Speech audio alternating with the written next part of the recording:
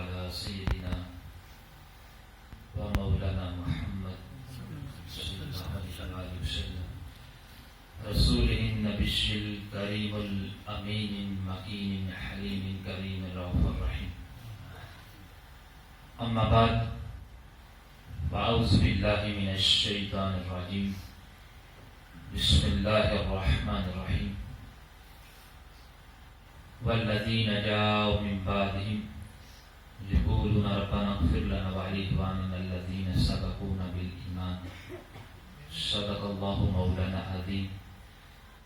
إن الله وملائكته يصلون على النبي يا أيها الذين آمنوا صلوا عليه وسلموا تسلیما.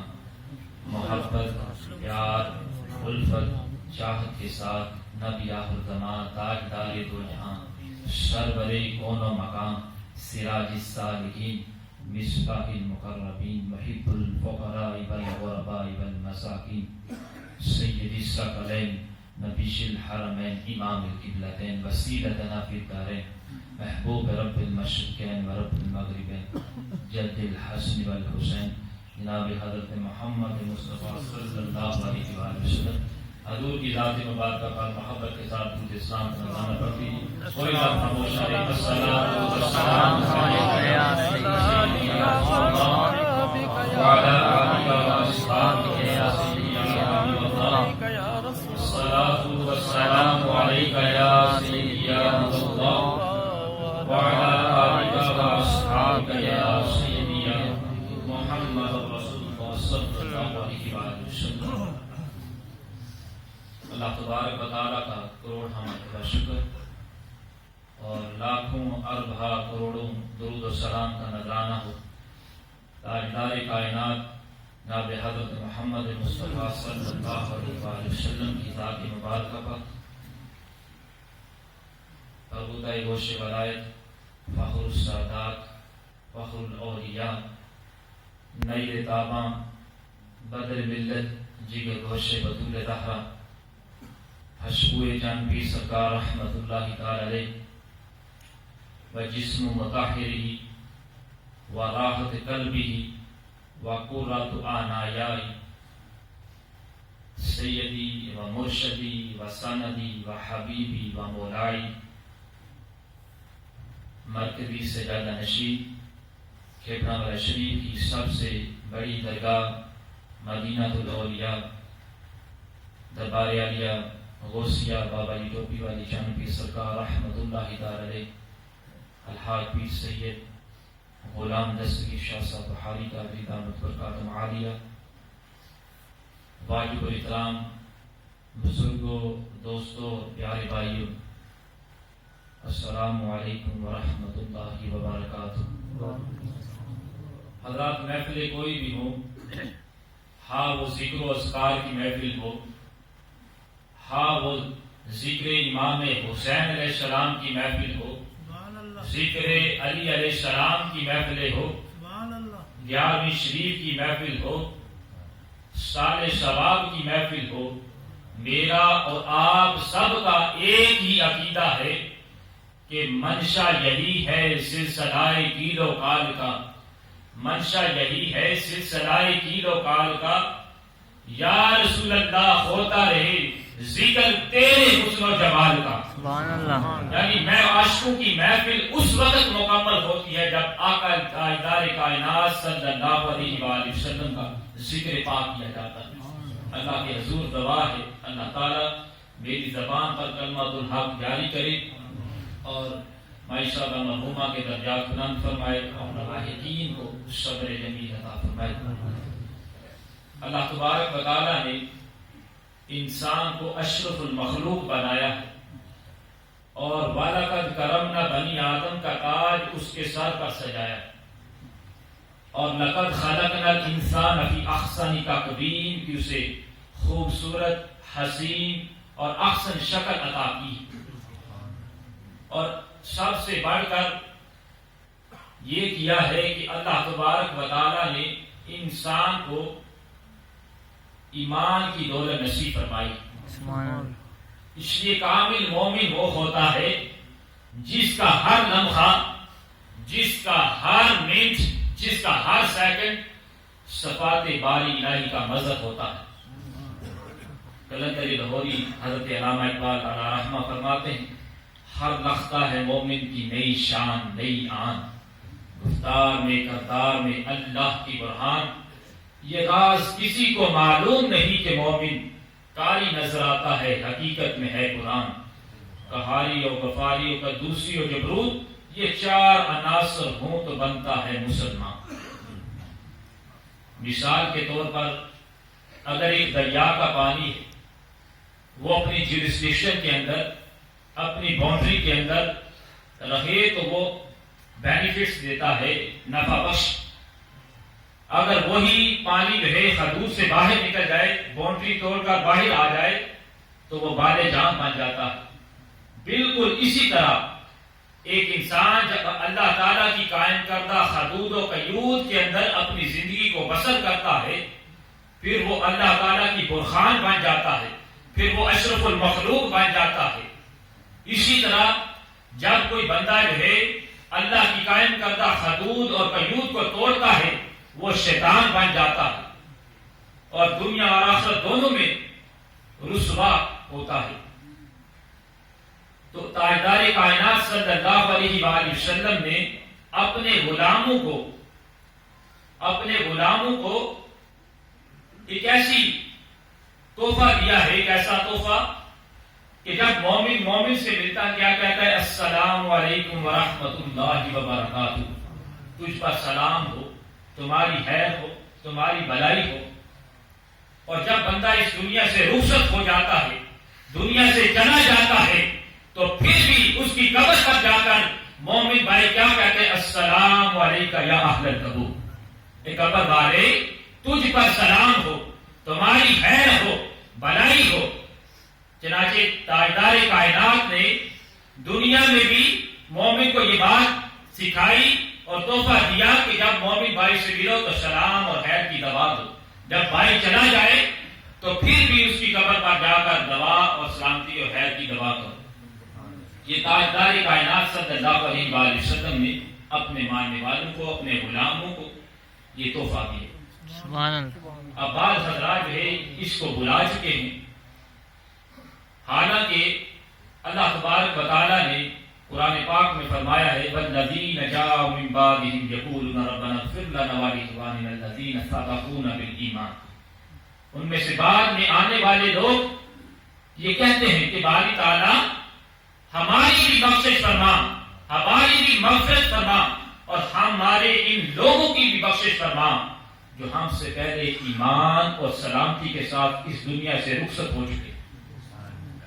اب حدیث مبارکہ میں موجود ہے، ابن ماجہ میں ہے، مشکاۃ شریف کی حدیث پاک ہے کہ مومن جو ہے اپنے مومن بھائی کے لیے خیر طلب کرتا ہے۔ تاجدار کائنات صلی اللہ علیہ وآلہ وسلم نے فرمایا فَإِذَا صَلَّيْتُمْ عَلَى الْمَيِّتِ فَأَخْلِصُوا لَهُ دَعَاءً، جب تم میت پر نماز جنازہ پڑھ چکو تو پھر کیا کرو؟ اس کے لیے خوب دعا مانگا کرو۔ یہ سارے ہم اہل سنت و جماعت والے میت پر نماز جنازہ پڑھنے کے بعد اس کے لیے دعائیں مغفرت کرتے ہیں۔ اس کو ہم مختلف جو ہے نام دیتے ہیں، اس طرح کی جو سال ثواب کی محفلیں ہوتی ہیں، اس کو کل شریف کہتے ہیں، 10واں کہتے ہیں، 40واں کہتے ہیں۔ اب اس طرح کی جو محفلیں ہوتی ہیں، کیا اب یہ سوال پیدا ہوتا ہے کیا یہ جائز ہیں، باعث بخشش ہیں جانے والے کے لیے، ان کو اس کا ثواب پہنچتا ہے، کیا ان کی مغفرت ہوتی ہے؟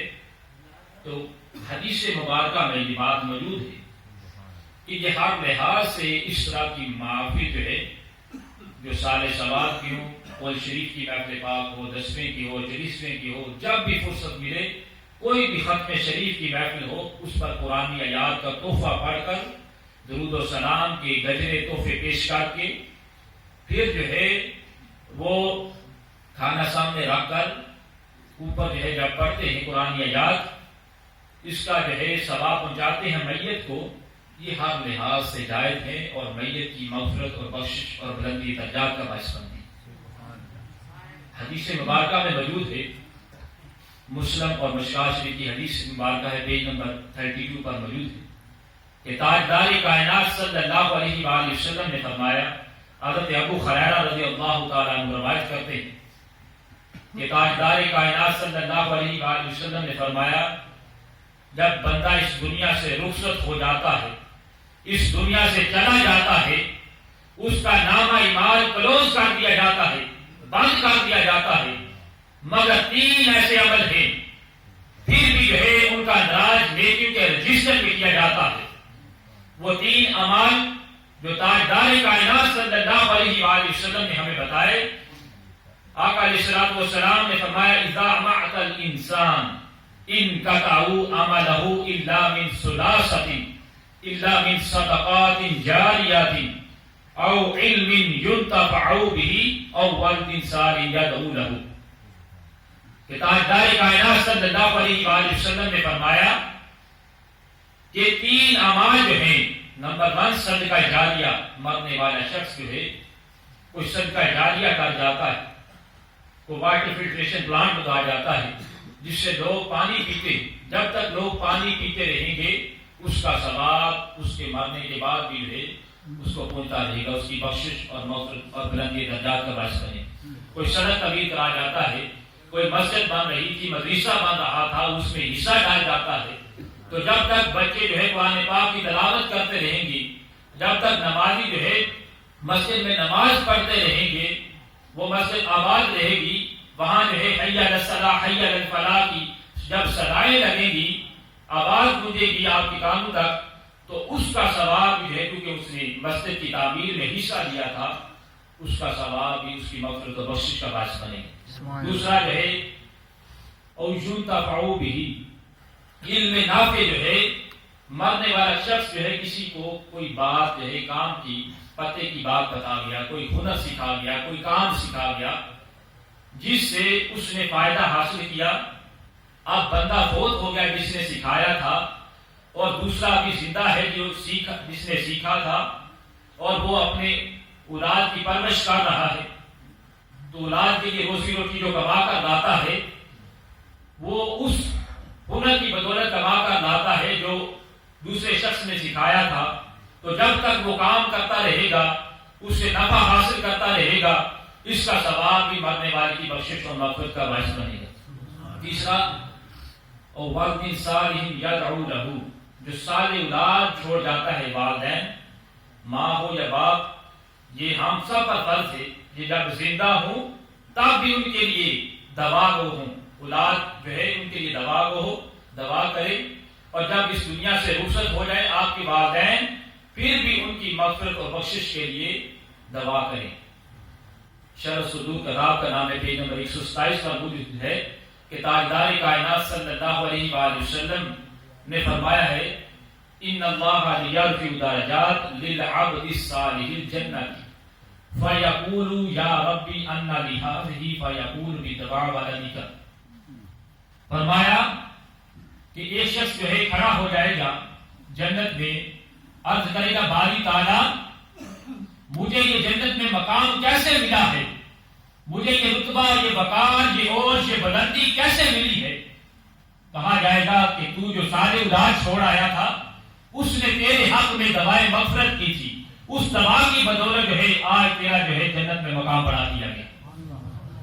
اسی طرح حضرت ابو سعید خدری رضی اللہ عنہ روایت کرتے ہیں کہ تاجدار کائنات نے فرمایا کہ قیامت کے دن ایک شخص کی نیکیاں پہاڑوں کی مانند اسے نظر آئیں گی، وہ کہے گا کہ باری تعالیٰ میں گناہگار تھا، بدکار تھا، سیاہکار تھا، خطاکار تھا، لیکن میری یہ نیکیاں پہاڑوں کی مانند مجھے کیسے نظر آ رہی ہیں؟ اس سے کہا جائے گا کہ تو صالح اولاد چھوڑ آیا تھا، اس نے تمہارے حق میں دعائے مغفرت کی تھی، اس دعا کی بدولت جو ہے تمہاری نیکیاں جو پہلے تھوڑی تھی آج تمہیں پہاڑوں کی مانند نظر آ رہی ہیں۔ تو صالح اولاد جو ہوتی ہے اس پر فرض ہے، صالح اولاد جو ہے اس پر فرض ہے کہ جب والدین زندہ ہوں تب بھی ان کی مغفرت ان کے لیے دعا کرے، جب چلے جائیں رخصت ہو جائیں پھر بھی ان کی مغفرت و بخشش کے لیے اس طرح کی محافل سجائے، دعائے مغفرت کرے جو ان کی بخشش اور مغفرت کا باعث بنتی۔ حضور کا زمانہ ہے، ایک شخص عاص بن وائل فوت ہو جاتا ہے. اب اس کے 2 بیٹے ہیں، ایک کا نام حشام ہے، دوسرے کا نام عمر ہے. عاص بن وائل نے مرتے وقت وصیت کر دی کہ بیٹا جب میں اس دنیا سے چلا جاؤں کیا کرنا، میرے حصے کے 100 غلام جو ہے وہ آزاد کر دینا. اب بڑا بیٹا جو ہے حشام، اس نے اپنے حصے کے 50 غلام آزاد کر دیے. اب دوسرا بیٹا جو ہے عمر، وہ کہنے لگا کہ میں اس وقت تک غلام کو آزاد نہیں کروں گا جب تک تاجدار کائنات صلی اللہ علیہ وآلہ وسلم سے یہ بات پوچھ نہیں لیتا کہ حضور کیا میں اپنے والد کی جو ہم نے وصیت کی تھی کہ میرے حصے کے جو 50 غلام رہ گئے اگر میں آزاد کروں کیا ان کی بخشش اور مغفرت اور بلندی درجات کا باعث بنے گی؟ جب تک حضور علیہ الصلوۃ والسلام سے یہ سوال نہ کر لوں اپنے حصے کے 50 غلام آزاد نہ کروں. وہ حضور کی بارگاہ میں آیا، عرض کی یا رسول اللہ صلی اللہ علیہ وآلہ وسلم، سارا واقعہ عرض کیا کہ میرے بڑے بھائی حشام نے 50 غلام آزاد کر دیے، میرے حصے کے 50 غلام رہ گئے، کیا میں ایسا کروں تو والد جو ہے ان کی مغفرت و بخشش ہو جائے گی؟ تو تاجدار کائنات صلی اللہ علیہ وآلہ وسلم نے فرمایا، یہ مشکات شریف کی حدیث پاک ہے، پیج نمبر 216 پر موجود ہے. حضور علیہ الصلوۃ والسلام نے فرمایا فقال رسول اللہ صلی اللہ علیہ وآلہ وسلم لو کان مسلما فاتعتم عنہ او صدقتم عنہ او حججتم عنہ بلغ ذلک. ہاں تمہیں اس کا ثواب، اپنے حصے کے 50 غلام آزاد کرو، اس کا ثواب تمہارے والد کی بخشش اور مغفرت اور بلندی درجات کا باعث بنے گا، مگر شرط یہ ہے کہ وہ مسلمان ہو. پھر اس کی جانب سے تم صدقہ کرو، چاہے جو ہے غلام آزاد کرو، اس کا ثواب جو ہے انہیں پہنچتا ہے. تو حضور علیہ الصلوۃ والسلام کی اس حدیث مبارکہ سے یہ بات ثابت ہو جاتی ہے کہ مرنے والا جب کلمہ گو ہو اور لا الہ الا اللہ محمد رسول اللہ صلی اللہ علیہ وآلہ وسلم پڑھنے والا ہو تو یقیناً جو ہے وہ اس کی مغفرت اور بخشش کا باعث بنتا ہے.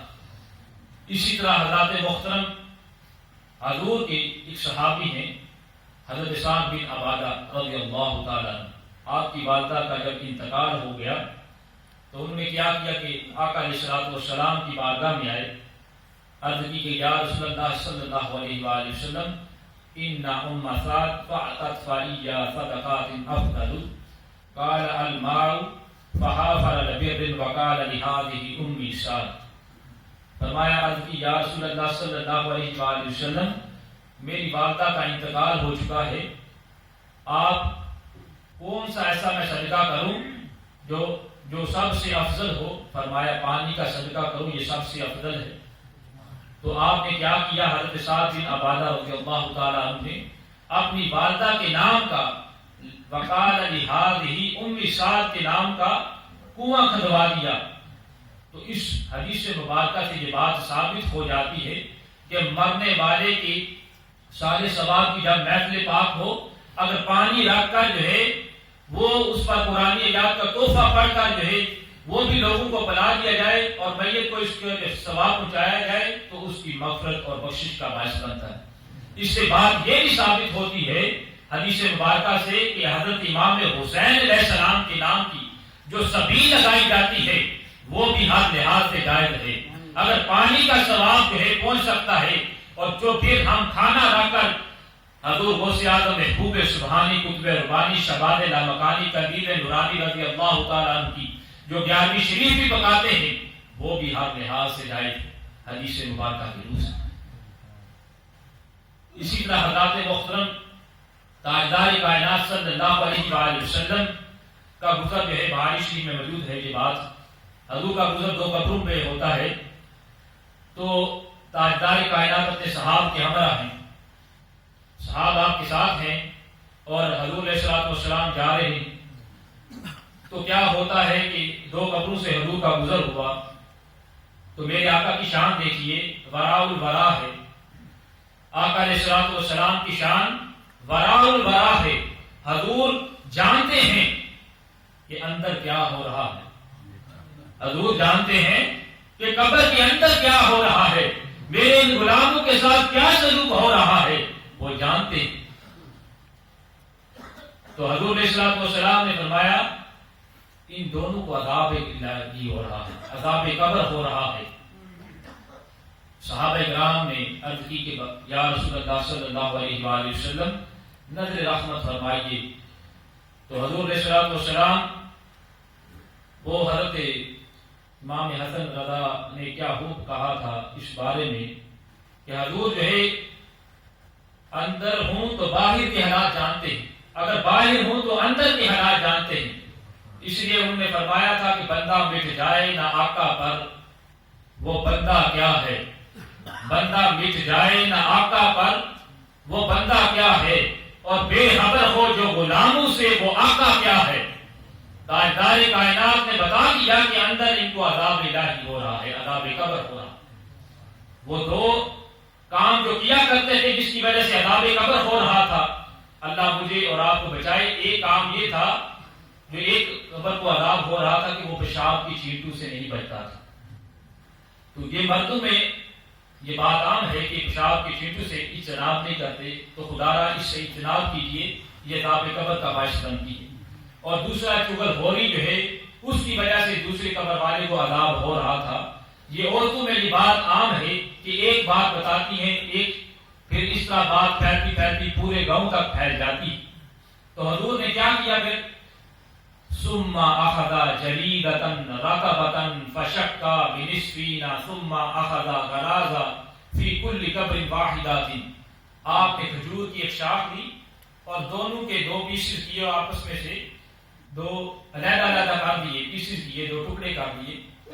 ایک شاخ جو ہے ایک قبر پر گاڑی، کھجور کی شاخ، دوسری قبر پر گاڑ دی۔ صحابہ کرام نے عرض کیا کہ یا رسول اللہ صلی اللہ علیہ وآلہ وسلم لما صنعت ھذا، آپ نے ایسا کیوں کیا؟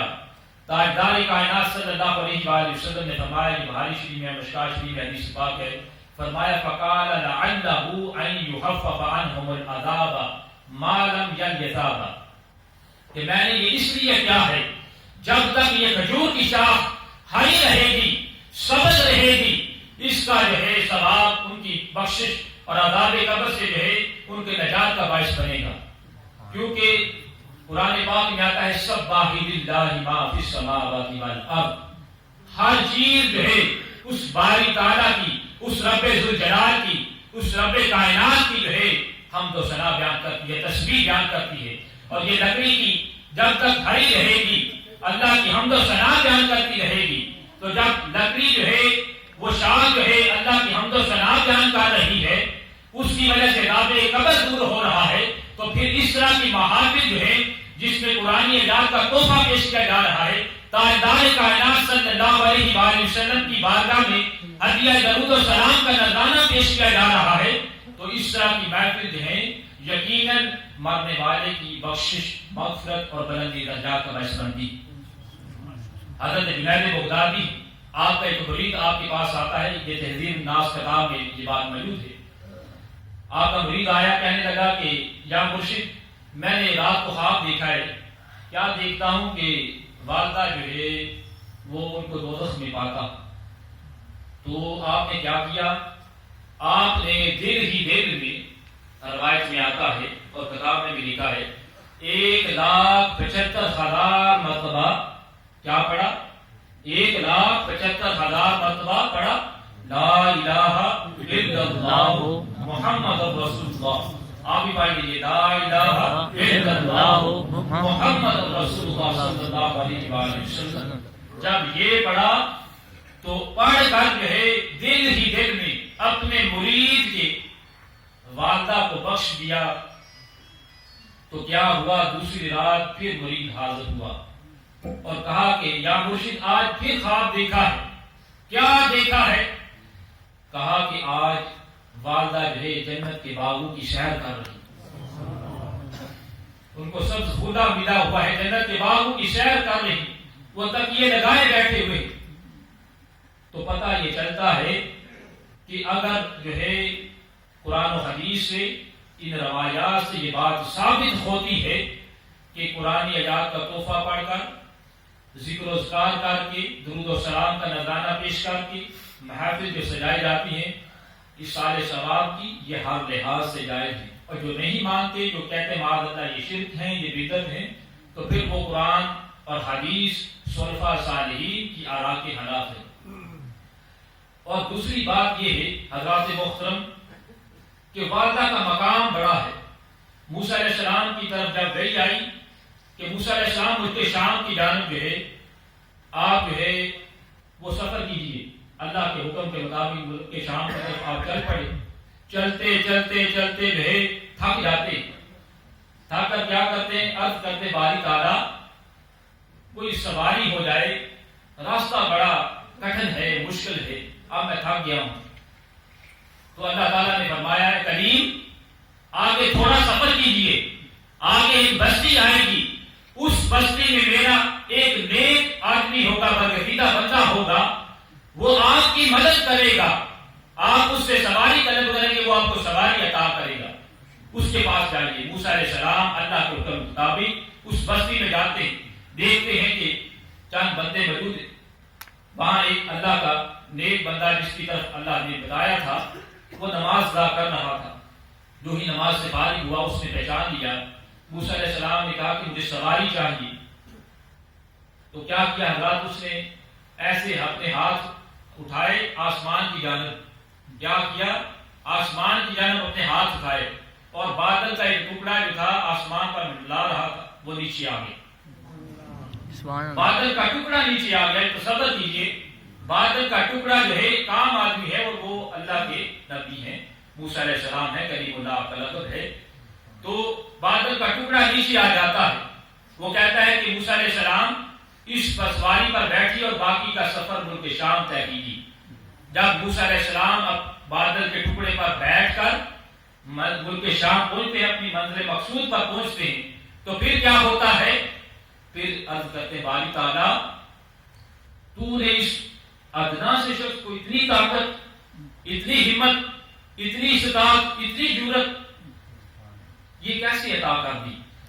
تو اللہ تعالیٰ نے فرمایا اے کریم یہ اپنی زندگی میں کیا کیا کرتا تھا، یہ اپنی والدہ کا کہنا مانا کرتا تھا، اپنی والدہ کے نقش قدم پر چلتا تھا، اپنی والدہ کی خدمت کرتا تھا، اور اس کی والدہ نے اسے دعا دی تھی کہ یا اللہ میرا جب بیٹا یہ ہاتھ اٹھائے جو بھی حاجت ہو اس کی حاجت کو پورا کر دینا، اب یہ ہاتھ بعد میں اٹھاتا ہے، اس کی دعا کو میں پہلے قبول کر دیتا ہوں۔ یہ ہاتھ اٹھاتا ہے تو آسمان سے بادل کا ٹکڑا نیچے آ جاتا ہے۔ لکھاں ساکھ نے بندے دے وچ دنیا، لکھاں ساکھ نے بندے دے وچ دنیا، پر نہیں ساکھ ماواں دے ساکھ ورگا، پتر پاویں زمانے دا ولی ہوے، نہیں ماں دے پیراں دی ہاک ورگا۔ حضرت باجدید بستامی بڑے اللہ کے ولی، ولایت کی جو ہے ماں کی جو ہے وہ خدمت سے ملتی۔ حضرت باجدید بستامی جو ہے یزید جو ہے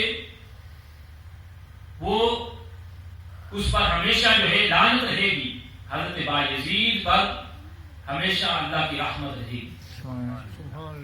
حضرت باجدید اللہ کے ولی، کیا ہوتا ہے آپ کی والدہ جو ہے آرام فرما رہی تو اچانک اٹھتی ہے، تو انہوں نے کہا کہ بیٹا مجھے پیاس لگی ہوئی ہے، پانی پینا چاہتی ہوں۔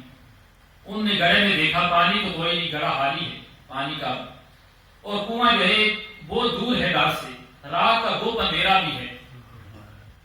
تو آپ سوچتے ہیں رات کا گھوپ اندھیرا ہے اور والدہ نے بھی کہا ہے کہ پانی پینا ہے، تو گڑھا اٹھاتے ہیں، پیالہ اٹھاتے ہیں اور دوڑ پڑتے ہیں، کنویں کی جانب دوڑ پڑتے ہیں، دوڑ لگا دیتے ہیں اور کنویں سے پانی بھر کر پیالہ لاتے ہیں، اور پانی جو ہے یک ٹھنڈا ہے، ہاتھ پر رکھے رکھتے ہیں۔ والدہ آپ کی جو ہے آرام فرما رہی، والدہ کے سرہانے کھڑے ہو جاتے، جب تک والدہ جو ہے بیدار نہیں ہوتی پانی کا پیالہ اپنے ہاتھ پر ہی رکھتے اور کھڑے رہتے ہیں۔